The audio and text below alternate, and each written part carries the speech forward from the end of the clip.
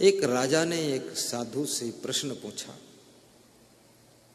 कि एक ही मुहूर्त में और एक ही क्षण में बहुत से लोगों का जन्म होता है, लेकिन उनका भाग्य जुदा जुदा क्यों होता है। महात्मा ने कहा, राजा साहब इसका उत्तर मैं नहीं दे सकता, और यदि आप उत्तर वास्तव में चाहते हैं तो आप यहां से जाइए, आगे एक छोटा सा जंगल मिलेगा, उस जंगल में एक महात्मा बैठा हुआ है, वो महात्मा इसका उत्तर देगा। बोले तुम भी तो महात्मा हो, तुम दे दो उत्तर। बोले हर गाय दूध नहीं देती, हर महात्मा उत्तर नहीं देता है।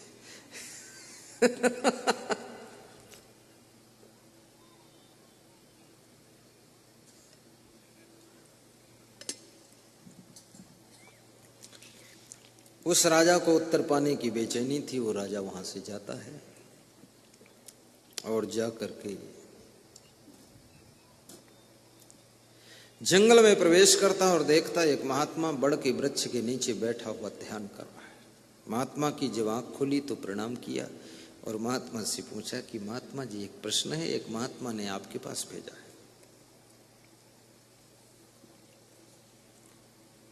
तो महात्मा की आंख खुली तो क्या देखा कि वो महात्मा लकड़ी की आग जलाया है और उस आग के छोटे छोटे टुकड़े उठाकर खा रहा है।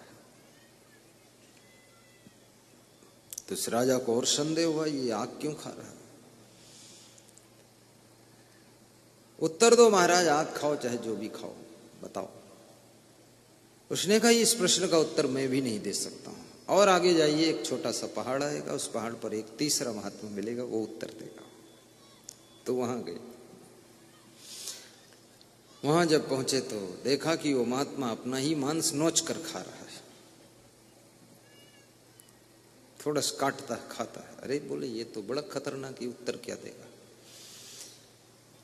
एक ही दिन पैदा हुए बच्चे, उनका भाग्य अलग अलग क्यों होता है। एक ही माँ बाप के पुत्र पुत्री, उनका भाग्य अलग अलग क्यों होता है। तो उस महात्मा ने कहा कि बात मत करना, मैं अपना मांस नोच कर खा रहा हूं, तुमको भी नोच दूंगा, निकलो यहां से। तो राजा ने कहा ये उत्तर किस मॉडल का है, कहां कहां जाना। बोले उत्तर तेरे को लेना है, आज ही पहुंचिए, इस पहाड़ के नीचे एक गांव है, उस गांव में एक छोटा सा बालक है जिसकी उम्र 7-8 साल है, वो इस प्रश्न का उत्तर देगा, वहां जाओ।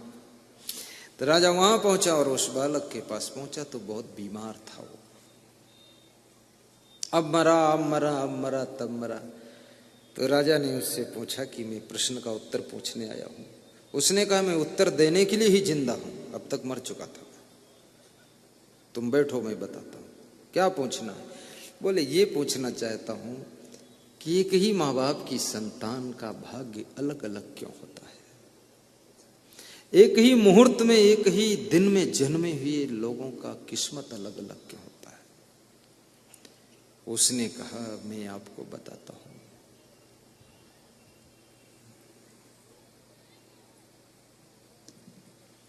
अभी जिस महात्मा ने हमारे पास तुमको भेजा है वो मेरा ही भाई है पूर्व जन्म का, और जिस महात्मा ने उसके पास भेजा था पहाड़ वाले के पास, वो भी हमारा भाई है, और जो तुम आए हो तुम भी पूर्व जन्म के हमारे भाई हो। लेकिन तुम राजा हुए हो, वो 2 महात्मा हो गए और मैं रोगी हो गया। बोले ऐसा हुआ क्यों। कहा ऐसा इसलिए हुआ, एक बार हम तुम चारों भाई जंगल में सैर करने गए थे, वहां भूख लगी, पिकनिक जैसा मना रहे थे, तो रोटी बनाया। तो 4 रोटियां बनी, एक आपको मिली, एक हमको मिली, एक वो पहाड़ वाले महात्मा जी को मिली, वो भी अपना भाई था, और एक वो जंगल वाले महात्मा को मिली जो आग खा रहा था। तो जंगल वाला महात्मा जो है, उससे एक बहुत भूखा आदमी, एक साधु आया। वो साधु ने कहा रोटी हमको भी दे दो। तो जो आग खा रहा था उसने रोटी तो नहीं दिया, लेकिन वो साधु, भूखे साधु को डांटा कि तुमको रोटी दे दूंगा तो क्या मैं आग खाऊंगा। इसलिए वो जन्म लेने के बाद आग खा रहा है। और जो पहाड़ पर बैठा हुआ अपना मांस नोच कर खाता था, उसके पास जब वो मांगने गया साधु भूखा, तो उसने कहा कि मैं तेरे को रोटी खिला दूंगा तो मैं क्या अपने शरीर को खाऊंगा, मांस खाऊंगा अपना? तो अपना मांस नोच के खा रहा हो। और तीसरा मैं था, तो मेरे पास जब आया तो मैंने उसको बहुत डांटा। मैंने कहा तुझे रोटी खिला दूंगा तो क्या मैं भूखा मर जाऊंगा? तो मैं मरने ही जा रहा हूं, बहुत परेशान हूं, बीमारी ऐसी है डॉक्टर ने सब खाने को बंद कर दिया है, तो भूखे मर रहा हूं।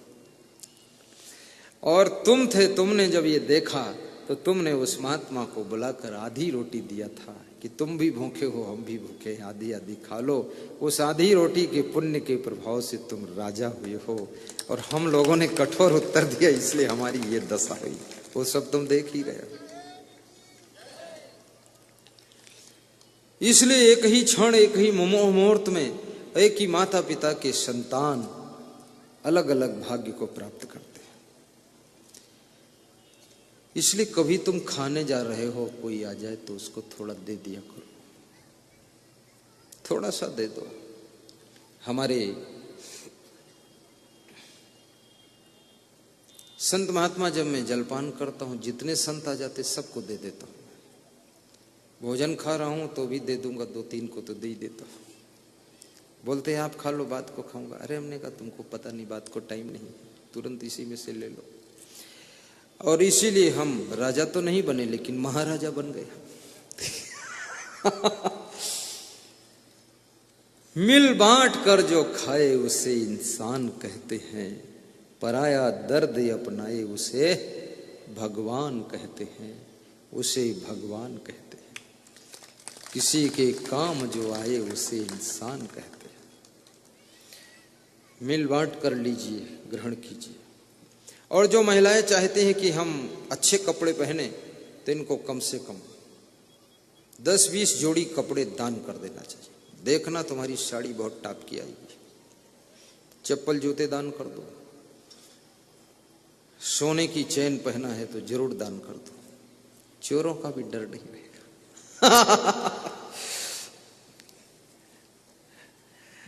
और